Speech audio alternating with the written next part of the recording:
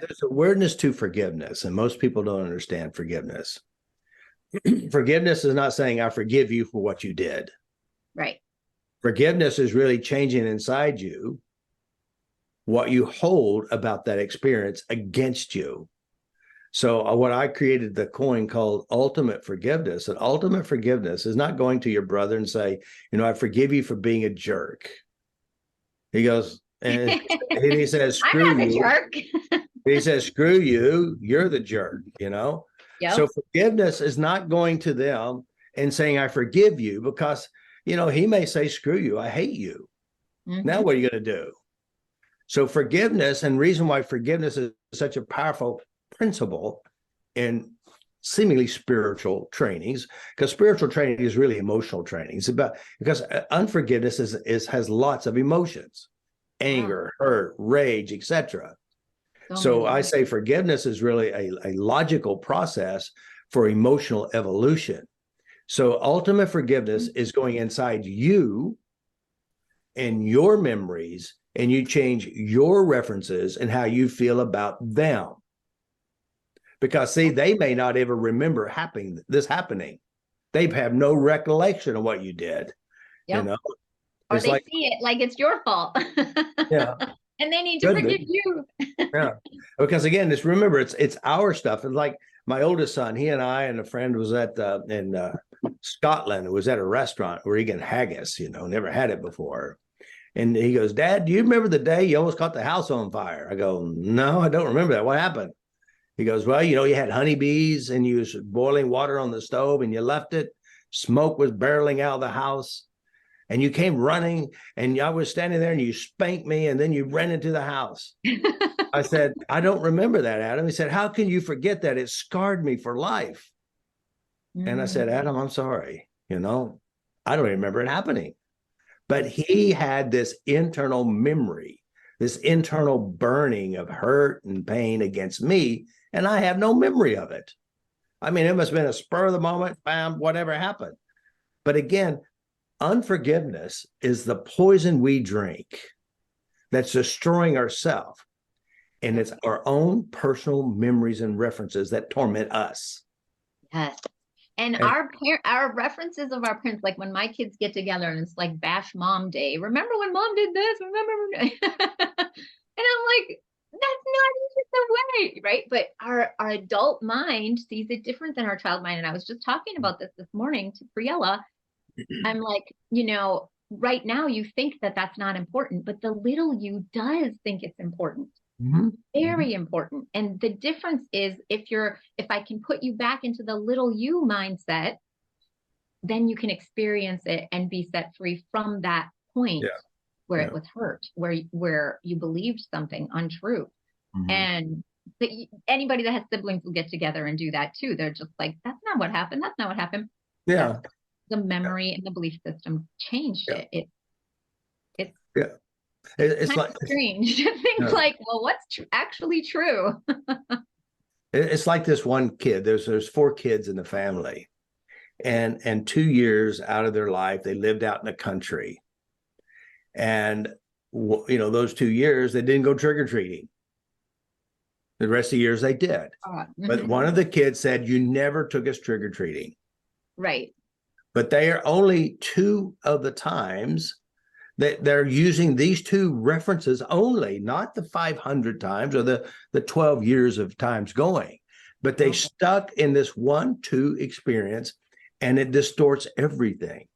And the reason why the brain does this is for survival, is an emotional trauma to a child, but it's like your mother picks you up at school every day, every year until you're, 5th grade, let's say. But why is it that you don't remember the day that she wasn't there? Why is it you now have this fear of being abandoned? So why is it? And the reason is because this memory has strong emotions. This memory says, I don't like this and I don't want this and it hurt and it bothers me, and it overshadows, we call it an imprint. It overshadows the thousands of times you're picked up, and it amplifies the one. So this is the distortion of the mind. We call it an emotional imprint, and we operate from it as if it was gospel truth, even though it's one time, one experience only. Mhm. And the hundreds of times being picked up are negated now because this one here has more emotions and juice in it. So that's Right. why it happens that way. And so I like to say like that emotional, those highly charged emotional events, we're left, mom doesn't love us, nobody cares about us. Like these things that we create from that become like these little soldiers, and they stand up at the front of the brain, and they're like the trigger to say, oh, Yeah, there it yeah, is again, there it yeah, is again, there it is yeah. again. And And then so, they will start accumulating memories to add to this. right. They start building what you call the great belief system. Now, the odd thing is this belief system that we create about ourselves and about the world, it distorts everything. It distorts everything to match their internal belief system. Even if everything was going south in their mind, it's all going north based on their internal distortions. So again, once you start making peace with these memories and these experiences, then you can move forward. But if you don't, you'll stay in the hamster wheel, never going anywhere, thinking you're doing something good, but you're still staying miserable. And again, who will you be if you let it go? That's the $100 question. Who will you be is still you. And again, one of the things I say, the behavior and the person are two different pieces. Mm-hmm. The behavior is an outcome based on inner references. You change the inner references, the behavior changes. If you don't change those inner processing, you stay stuck in the hamster wheel. So you get to pick which hamster wheel you want. You want one of misery or one of happiness. Both of them create chemicals. Both of them has work involved. Both of them creates a result. One of them feels better than the other. And of course, we did an interview the other day. I said, who are you really? Who are you really? You're not your programs and you're not your behaviors. Who your essence is, your true source is that little piece of you that swam to the egg, beating millions of others. You survived. 9 months later, you survived.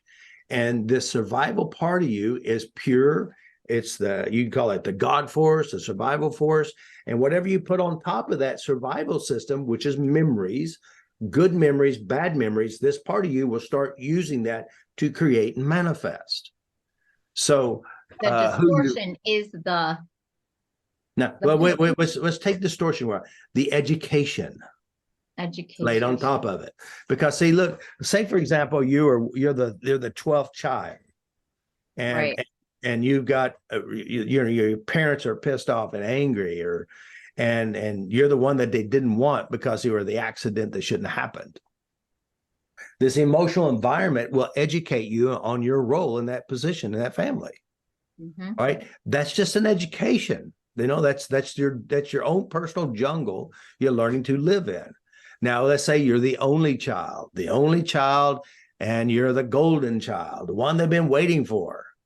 Everybody gloats on you and amazes how beautiful you are, and they say nice things to you, and mom's nice, and everybody's nice. Well, that same essence is still there, but it's using different references, different educations.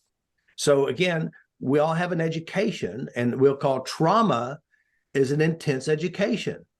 Now, the weird thing is you can have some kind of big T's and little T's. Let's say big E's and little E's, big education, little education. That's all it is. Mm-hmm. And so, working with somebody who had, like, for example, Jason, he works here with me. I didn't know he had a fear of heights. I had no idea, So I said, "Hey, Jason, will you put that cell booster up on the outside of the wall?" He says, "Yeah, sure." Well, I come in. I noticed it had a rope tied around it, hanging through the inside of the window. I said, "Jason, I want it on the outside. I don't want it on the inside." He goes, "Let me be honest with you, Robert. I have a fear of heights." I said, "Well, we got to get rid of that one." I said, "Won't you write a list of experiences?" I said, "Al, we'll work on it." 10 minutes later, he's climbing out there on top of that ladder with a drill in his hand and screwing up against the wall. He says, "I've never been this high before." And then the next day he came into work. He just climbed up the ladder, see if it was still gone. Oh. And it took 10 minutes. And he's had it over 40 years.